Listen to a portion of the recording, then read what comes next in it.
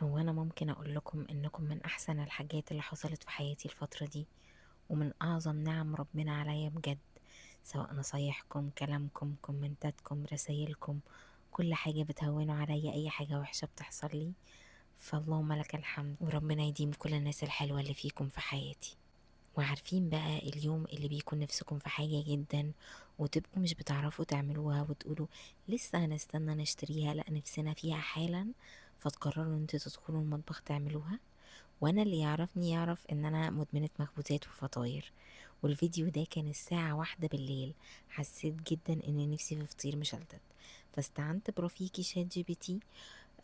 حطيت عليها رشة ملح ومعلقة سكر صغيرة وكوباية مية دافية، وفضلت أعجن حبة حلوين قوي، وفي الآخر سبتها ترتاح نص ساعة. بعد ما ارتاحت فردتها بمعلقة زيت، وأهم حاجة إن سمكها في الآخر يكون قليل جدا.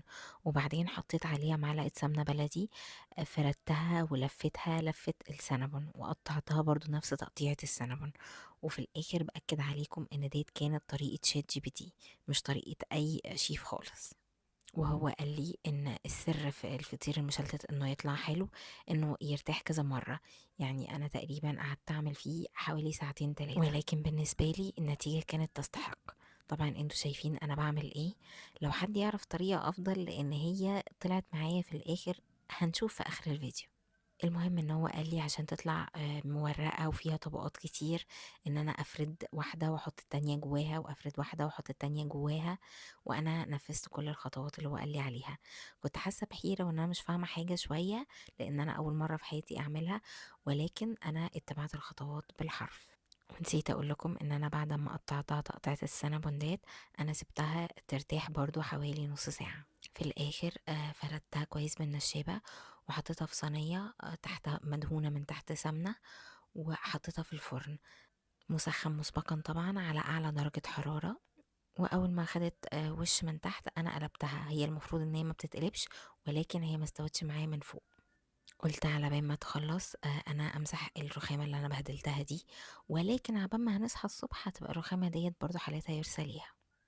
اول ما خرجت من الفرن انا غطيتها عشان خاطر تطرى. وهي الصراحة بالنسبة لي كان طعمها مرضي جدا. هي كانت ناشفة من بره، ولكن طرية من جوه، او ما كانتش مورقة بالقدر الكافي اللي انا كنت متخيلاه. بس انا راضية عن النتيجة، لان انا زي ما قلت لكم انا عمري ما كنت عملتها قبل كده. وبعيدا عن التوريقة، الطعم كان خرافة. وكفاية ان انا عملتها في البيت في ساعتين، بدل ما كنت استنيت حد شهور عبال ما يجيبها لي. المهم انا كنت بحاول اعلم ابني الاطعام، ولكن هو مش فاهم. فقلت له اننا هنحط اكل وميه للعصافير. والصراحه انا كنت شفت الطريقه ديت على النت وعجبتني قوي. فحطيت شويه رز وميه في الكوبايه بتاعته على سور البلكونه، ولكن حسيت العصافير مش هيعرفوا ياكلوا كده، فغسلت التكييف ونقلتهم عليه. المهم هندي للبيت ترويقه سريعه كده، ونرجع كل حاجه مكانها. عارفين، انا بستغرب قوي الناس اللي بتفتكر ان الترابط بين الناس بيكون بالعلاقه، أو بصلة القرابة اللي بين الناس وبين بعض. يعني عمر ما كان ده سبب الترابط. سبب الترابط بيكون الحنية والاحتواء اللي بين الناس وبعضهم. مهما الشخص عالي ووصل لأعلى المناصب أو لف وشاف، عمره ما بينسى الشخص الحنين اللي عشان بيحتويه. كده ممكن نلاقي صاحب بيقول لصاحبه انت أكتر من أخ، ونلاقي قوة الترابط فعلا اللي بين الاتنين الصحاب دي أكتر من أخ وأخوه. فينا ما بيحبش الشخص الهين اللين. ده كفاية قول النبي صلى الله عليه وسلم: حرم على النار كل هين لين سهل قريب من الناس. هو ده اللي بيخلي فيه قرابة وترابط بين الناس. بقيت الاقي ناس دلوقتي بتتفاخر وبتتباهى بان هم بذيئين اللسان.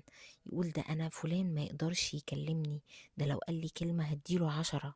واللي يحزن ان احنا بقينا نخاف يتقال علينا هينين لينين، كأنها وصمة عار.